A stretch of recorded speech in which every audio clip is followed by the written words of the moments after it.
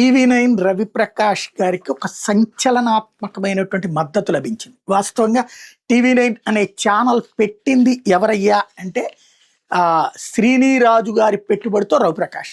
ఇది ఫస్ట్ గుర్తుపెట్టుకోవాల్సింది. Venture capitalist అయినటువంటి శ్రీనిరాజు దాదాపు 29 కోట్ల రూపాయల పెట్టుబడులు పెట్టారు. ఆ పెట్టుబడుల తర్వాతన దాన్ని ఒక స్ట్రీమ్ లైన్ చేసి ఒక BBC స్టైల్ ఆఫ్ న్యూస్ ఫంక్షనింగ్ని తెలుగులో తీసుకొచ్చిన తొలి ఛానల్. అసలు ఎలక్ట్రానిక్ మీడియాకి సరికొత్తదైనటువంటి 24 గంటల ఛానల్కి లైఫ్ ఇచ్చినటువంటిది, ఒక కొత్త సమాచార విప్లవాన్ని సృష్టించింది టీవీ9. దానికి ఆద్యుడు అయినటువంటి వ్యక్తి రవిప్రకాష్. ప్రింట్ మీడియాలో రెవల్యూషన్కి కేంద్రం రామోజీరావు అయితే, ఎలక్ట్రానిక్ మీడియాలో రెవల్యూషన్కి కీలకమైనటువంటి వ్యక్తి రవిప్రకాష్.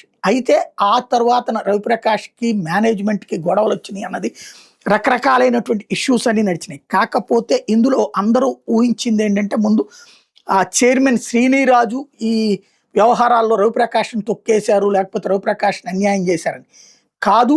ఆ వ్యాపార పరంగా శ్రీనిరాజు ఈ ఒత్తిళ్ళు, ఏది ఛానల్ అంటే వచ్చే ఒత్తిళ్ళని పట్టి వద్దనుకుని ఛానల్ వద్దనుకుంటున్న సమయంలో ఆయన్ని మోసం చేశారు, రవిప్రకాష్ని మోసం చేశారు అన్నటువంటి విషయం ఒక పాడ్కాస్ట్లో ఆయన చెప్పుకొచ్చారు శ్రీనిరాజు.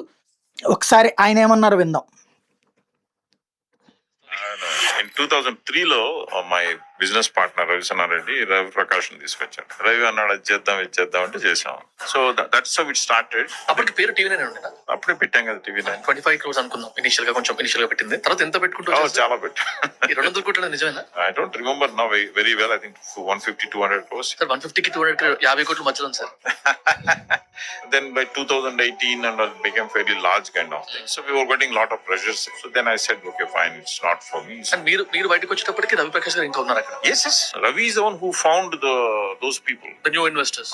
తర్వాత వాళ్ళకి ఆయనకి వర్కౌట్ అవ్వలేదు. సో అది ఇంకో పెద్ద కేస్ స్టడీ అయిపోయింది. Yeah. I feel sorry for Ravi. If you ask me very honestly, Ravi should have stayed in touch with me and should have taken my advice. Whatever happened would have never happened if he stayed in touch with me. I would have made some deal with them. To end up the way it has ended up, I don't feel good.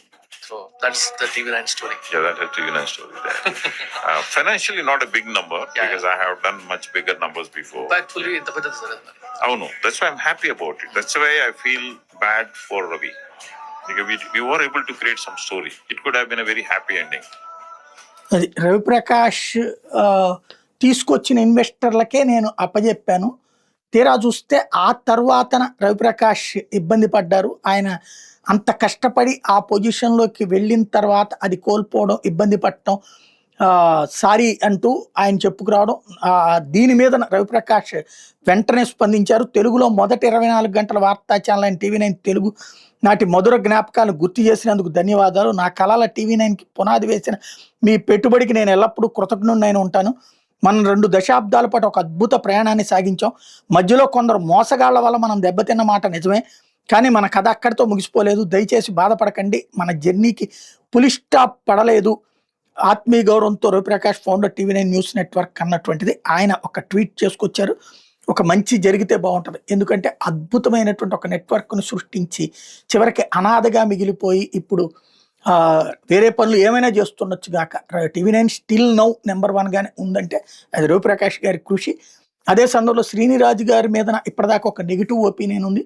నాలాంటి వాళ్ళు చాలా మందికి ఎందుకు ఇట్లా చేశారు అన్నట్టుంది, కానీ ఆయన కాదు అన్నటువంటి విషయం ఇవాళ అర్థమవుతుంది. రెండో పక్కన రవిప్రకాష్ గారి ఇదైతే తప్పు ఉంటుందని నేను అనుకోను. వ్యక్తిగతమైనటువంటి ఇష్యూస్ చాలా ఉంటుంటాయి, వ్యక్తుల పరమైనటువంటి పొరపాట్లు, కానీ ఒక అద్భుతమైన నెట్వర్క్ని సృష్టించినటువంటి వ్యక్తి ఇవాళ ఇబ్బంది పడుతున్నటువంటి సందర్భంలో మళ్ళీ లైఫ్ రావాలని కోరుకుందాం.